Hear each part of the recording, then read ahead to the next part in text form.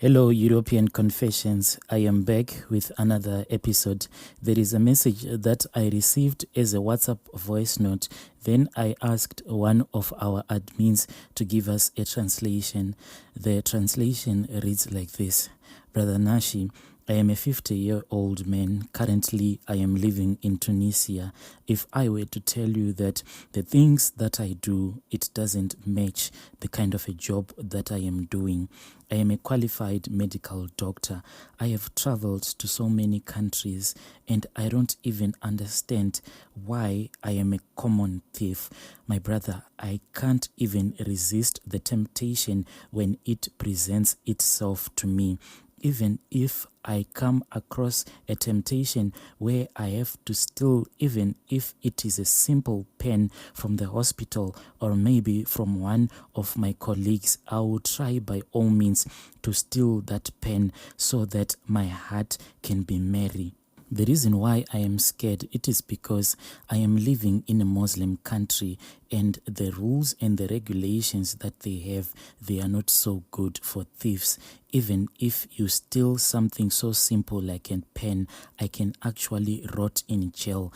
But I can't stop, my brother. When you post my story, can you ask your listeners, what can I do to stop this urge of stealing the simple of the simplest things in life? With the kind of a job that I have, with the salary that I am earning, I can actually even buy more than 1 million pens a month. But whenever I come across a situation whereby I look at someone's pen or something so simple, I will try by all means to steal that thing. It doesn't matter if it is a work colleague or if it is a friend. Please help me to stop. If I tell you my family history goes like this. Stealing is a part of us in our family. It is like in our DNA. Going back, our elders in our family made money through theft and they bought houses and valuable things through this work of scamming people and robbing people. The problem that I am facing right now, my brother, my body is swelling. I was bewitched whilst I had traveled back to Mozambique. So most of our extended family, they are in Mozambique, but my forefathers, they moved out of Mozambique, then they went into another country that is there in the southern part of Africa. So each and every year, even when we were growing up, our father used to take us back to where our tribe comes from there in Mozambique. Our family is scattered all across southern Africa. So each and every year we would meet up in Mozambique. The reason why we would go there was a family ritual that was done. It was kind of like a ceremony that was done on every family member. The ritual was that to be strengthened so that when you steal something, you don't get caught.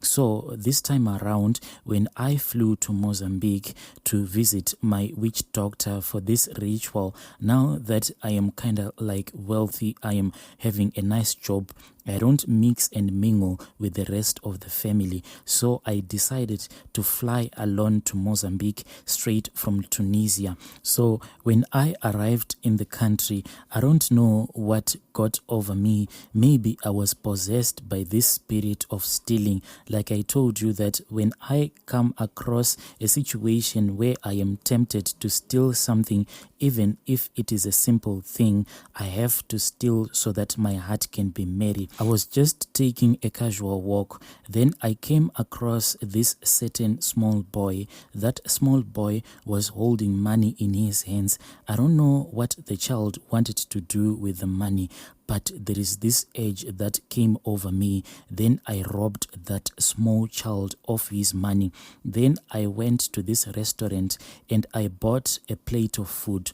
I then went with the change that I had gotten from the plate of food that I had bought at that restaurant. I came to the witch doctor. As we were busy doing the incantations and the rituals, then he looked at the money that was on the floor and he looked at me and he said, "Where did you get this money?" Because as I am looking at this money that is on the floor, this money that you have given me, this money is crying out to me.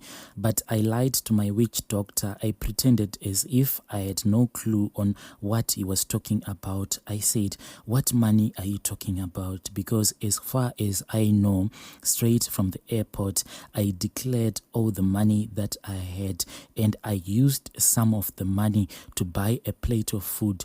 So the money that is in the local currency is the money that I got from the restaurant where I had bought a plate of food. But actually the money that was in the local currency was the money that I had stolen from that small boy. So that witch doctor angrily looked at me and he said, "Don't lie to me. I know that you have stolen this money.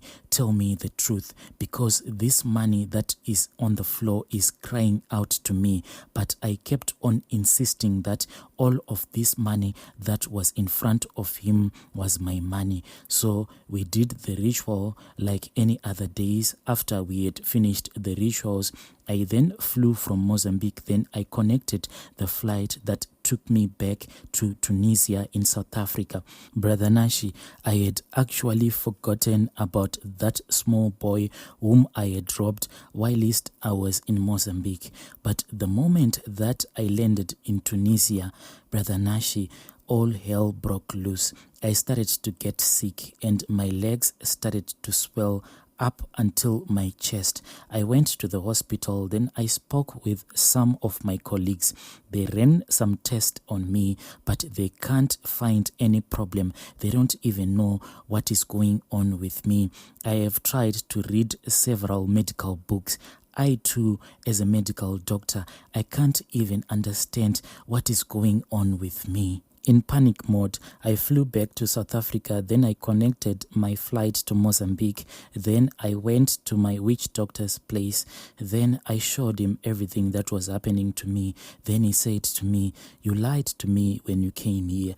I asked you, where did you get this money? But you said that when you arrived here in Mozambique, you declared the money that you had on you. Then they gave you this money that you gave to me. I know that you stole this money." That is when I confessed to my witch doctor that I had stolen this money. Then he said, "I cannot assist you. The reason why I cannot assist you, it is because you tried to give me money that you knew that you had stolen from an innocent young boy, and for that I cannot assist you. Try to go somewhere. Maybe when you go there, they are going to assist you. As for me, I have washed my hands clean." When I saw that my witch doctor was not willing to assist me, I went to this white garment church, and there I was given a prophecy. They told me that I was bewitched from the money that I had stolen from that young boy whilst I was in Mozambique. Brother Nashi, I am suffering. I approached one of my friend who is a doctor, and he said to me, "The way that this swelling is spreading across my chest, if this swelling reaches my heart, it can cause death.